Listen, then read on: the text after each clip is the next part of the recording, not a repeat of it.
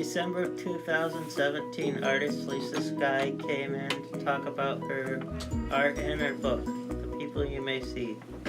Thank you, Lisa, for this opportunity. What kind of tools do you use?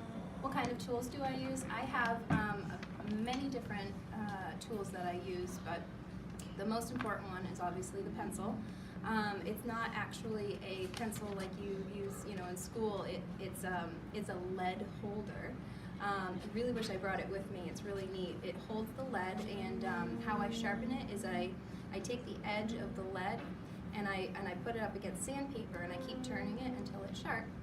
And I have many different kinds of lead. I have lead that is soft and dark for the darker, like the pupils and stuff like that you see here. And then for the lighter areas for shading and such, I have the lighter, harder leads that I use for details. And then, so... Maybe a friend. Yes. So I told you about my lead, the graphite. I have the dark ones for the darker areas and the lighter ones for the lighter areas and the smaller details. I also have a blending tool or tissue or anything like that. Even your finger if you want to. If your finger is nice and dry, you can use that to blend, right over here, for example.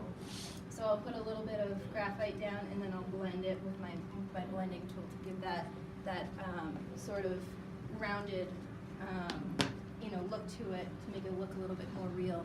And then it's all about playing with lights and shadows. So you have to know where your light source is. So for example, if there was the sun in the room right now, and I was going to be drawing this pen right here, I would make sure I knew that the sun was over here, meaning that the light would be cast that way, right? The shadow would be cast that way. So on this side of the pen, it's all going to be bright, and on this side of the pen, it's all going to be dark, and everything that the shadow touches will also be dark. So you have to kind of, that's really what it all is about. Once you've figured out your light source and your shadows, it's all about skill and practice after that, just honing what your eye sees, and zooming in, flipping it over, and practicing every single day. So your tools are your brain, and whatever part of your body you're going to be using to make your drawing. Could be your feet.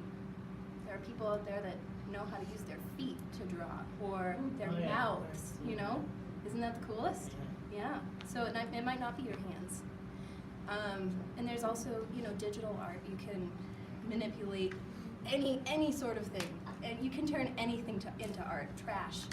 Have you seen those trash sculptures? Isn't that the coolest thing? So any tools. You can use anything in the whole world to create art. But that's what I use. And erasers too. Erasers are good. Yeah. Creative inspirations. Yes. Sure. Anything. Right now, you're my inspiration. And really anything that you see around that inspires you can become an inspiration. I take a look at the old artists of the world, the ones in history, and then you can also take a look at, my favorite thing to watch is stand-up comedy. You like to watch stand-up comedy? It's fun, isn't it? Yeah. It's so artistic.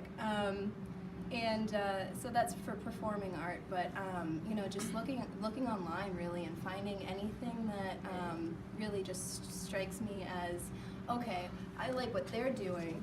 I want to adapt or adopt, or whatever word you want to use, a little bit of what they're doing into what I do. And then I find someone else, and someone else, and someone else. So really the whole world is my inspiration. I can come up with a few off the top of my heads, but my many heads. But maybe I can show you some stuff later.